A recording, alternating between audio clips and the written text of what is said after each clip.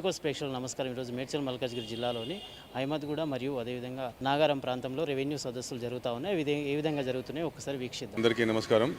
ఈరోజు తెలంగాణ ప్రభుత్వం గౌరవ ముఖ్యమంత్రి రేవంత్ రెడ్డి గారు ఒక మంచి ఆలోచనతో భూభారతి చట్టం తీసుకురావడం జరిగింది. దీంట్లో ప్రజలకు, మామూలు పేద రైతులకు, ప్రతి ఒక్కరికి ఏ చిన్న సమస్య ఉన్నా, ఇంత చిన్న నుంచి ఎంత పెద్ద సమస్య ఉన్నా క్లియర్ అయిపోయే విధంగా మంచి జీవో తీసుకురావడం జరిగింది. ఇంతకుముందు గత ప్రభుత్వం ధరణి అనే ఒక బోకస్ ఒక జీవో తీసుకొచ్చి రైతులని, ప్రజల్ని ఎంతో ఇబ్బందులు పెట్టింది. అసలు ఓపెన్గా చెప్పాలంటే అసలు ఆ టీఆర్ఎస్ గవర్నమెంట్ పడిపోవడానికి కారణమే, ఓడిపోవడానికి కారణమే ఆ ధరణి అనేది. దానివల్ల ఎంతోమంది ఇబ్బంది పడారు. చిన్న చిన్న ప్రాబ్లం వస్తే కూడా కలెక్టర్ని కలవాల్సిన పరిస్థితి ఉండే. ఎంఆర్ఓ లేడు, విఆర్ఓ లేరు, ఆర్ఐ లేరు, ఎవ్వరు లేరు. అంత ఇబ్బందుల నుంచి ఈ ప్రభుత్వం ఇంత మంచి ఉద్దేశంతో పేద రైతులకు అందరికీ మంచి అవకాశం కల్పించింది. కాబట్టి దీంట్లో ఏ సమస్యలున్నా అందరూ ఇక్కడ అప్లికేషన్ పెట్టుకొని వాళ్ళ సమస్యలు తీర్చుకోవాల్సిందిగా కోరుకుంటూ, అలాగే ఈరోజు మన తెలంగాణ రాష్ట్రంలో చాలా సన్న రైతులు చాలామంది అసైన్ ల్యాండ్స్ కానీ పొజిషన్లో ఉండి ఎన్నో సంవత్సరాల పొజిషన్లో ఉన్నారు. వాళ్ళకు దయచేసి ప్రభుత్వం అలాగే ఇంత మంచి స్కీమ్ తీసుకోవడం జరిగింది. కాబట్టి వాళ్ళందరికీ రెగ్యులరైజ్ చేస్తే రైతులందరూ ఎంతో సంతోషిస్తారని చెప్పి తెలియజేస్తూ, ప్రభుత్వం దయచేసి ఈ రెగ్యులరైజ్ స్కీమ్ తీసుకొస్తే ప్రజలందరికీ చాలా మేలు జరుగుతుంది. దానివల్ల గవర్నమెంట్ కూడా మంచి పేరు వస్తుంది. ఇది చేయకపోవడం వల్ల రైతులు ఒక 10 లక్షల రూపాయలకు సంబంధించింది 1-2 లక్షలకు అమ్ముకోవడం జరుగుతుంది. దానివల్ల గవర్నమెంట్కి నష్టం జరుగుతుంది, దానివల్ల రైతులకు నష్టం జరుగుతుంది. కాబట్టి ప్రభుత్వం అవసరం వస్తే ఇంత గవర్నమెంట్ వాల్యుయేషన్ కట్టించుకునైనా సరే రైతులకు రెగ్యులరైజ్ చేస్తే చాలా మేలు చేసిన ప్రభుత్వం అవుతుంది. కాబట్టి గవర్నమెంట్ దయచేసి ఆలోచించవలసిందిగా కోరుచా ఉన్నాం. నమస్తే, నా పేరు ఈశ్వర్, అహ్మద్గూడ వాస్తవ్యం. నేను మా అహ్మద్గూడలో సర్వే నెంబర్ 19-20 సర్వే నెంబర్లో 19లో 14 ఎకరాల 23 గుంటల జాగా, 20 సర్వే నెంబర్లో 6 ఎకరాల జాగా ఉంది. మొత్తం కలిపి 20 ఎకరాల 23 గుంటలు. అయితే దాంట్లో 3 భాగాలుగా విభజన జరిగింది. కాలక్రమేణా కొద్దిగా ఎవరి భాగంలో వాళ్ళు కొద్దిగా అమ్ముకుంటూ వచ్చిండ్రు. అంత పోగా మాకు కొంచెం ల్యాండ్ ఉంది. ఇంకా ఆ ల్యాండ్లో 1 ఎకరన్నర ల్యాండ్ మాకు రికార్డులో లేకుండా అయిపోయింది. ఆ రికార్డు ఎక్కియాలని చెప్పి మేము ఇక్కడ భూభారతి సర్వే చట్టం గురించి తెలుసుకొని వచ్చినాం ఇక్కడ నాగారంకి. ఇక్కడ అడిగితే వాళ్ళు ఏమంటున్నారు అంటే, మీరు సర్వే పెట్టుకుంటే మీ హద్దుబద్దులు అవన్నీ చూపిస్తాము, దాంట్లో మీకు ఎంత అమ్ముకున్నారు, ఎంత మిగిలింది అనేది మీకు అర్థమవుతుంది, మేము దానికి ఎక్స్ప్లెయిన్ కూడా చేస్తామని చెప్పి వీళ్ళు రెవెన్యూ అధికారులు చెప్తున్నారు.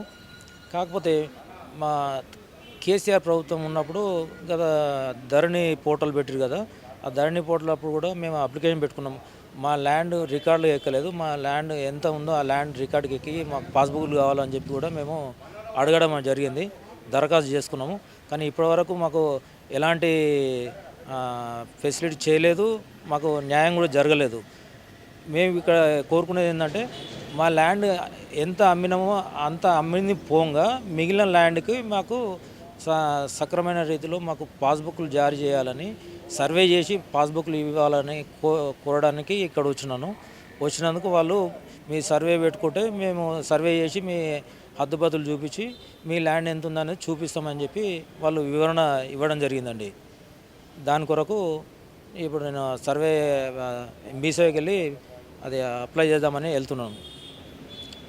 కానీ ప్రభుత్వం మాకు సరైన సహాయం చేసి మా ల్యాండ్ పరిష్కరించాలని కోరుతున్నాను మీ మీడియా ద్వారా. అది కొంచెం మాకు హెల్ప్ చేయాలని కోరుకున్నాను. ధన్యవాదాలు. తెలంగాణ రాష్ట్ర ప్రభుత్వం నూతనంగా ధరణి స్థానంలో నూతనంగా తెచ్చిన భూభారతిలో మాకు గత 30 సంవత్సరాల నుండి మా పట్టాభూమికి సంబంధించినటువంటి ఒక సమస్య అంటే, మేము అమ్మిన ఎక్స్టెంట్ కంటే కూడా అమ్మిన ఎక్స్టెంట్ మా దగ్గర స్థలం ఉన్న అతను కొన్ని ప్లాట్లు గృహ నివాస ప్లాట్లుగా చేసి అమ్మగా, మిగతా మాకు ఉన్నటువంటి ఎక్స్టెంట్ కూడా పహానీలలో అంటే ప్లాట్లుగా నమోదు చేస్తూ అసలు ఒక సంవత్సరం పహానీకి ఇంకో సంవత్సరం పహానీకి పొంతం లేకుండా ఇష్టారాజ్యంగా రికార్డులు నమోదు చేయడం వల్ల మాకు ఇప్పుడు నేడు అంటే పాత తెలంగాణ ఉమ్మడి రాష్ట్రం ఉన్నప్పటి పాస్బుక్కే ఉన్నది, తర్వాత ధరణిలో పాస్బుక్ రాలేదు. ఇప్పుడు మాకు ఉన్నది స్థలం మా పొజిషన్లోనే ఉన్నది.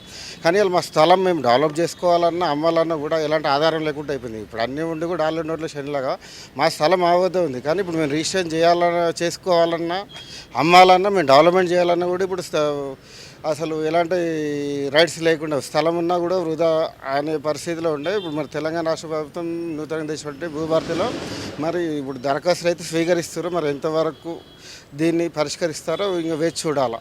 భూభారతి స్కీమ్ తీసుకురావడం రేవంత్ రెడ్డి రైతులకు చాలా మేలు జరుగుతుంది.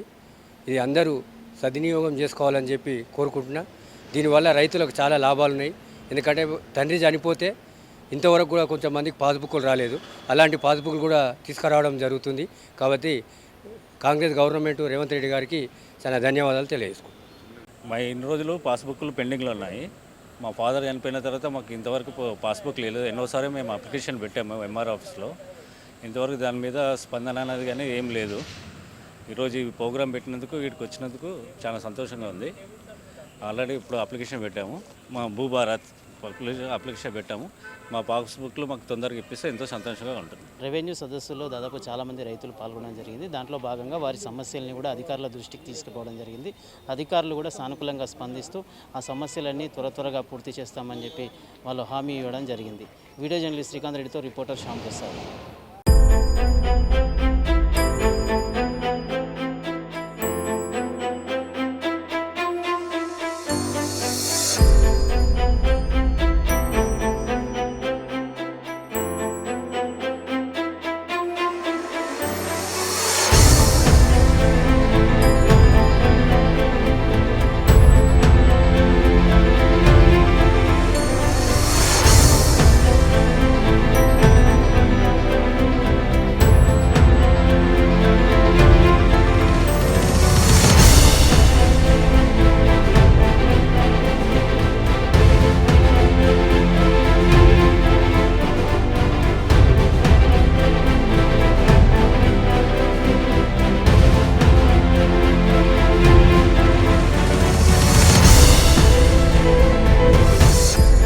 Please subscribe to the channel and download the Politicos app from the links in the description.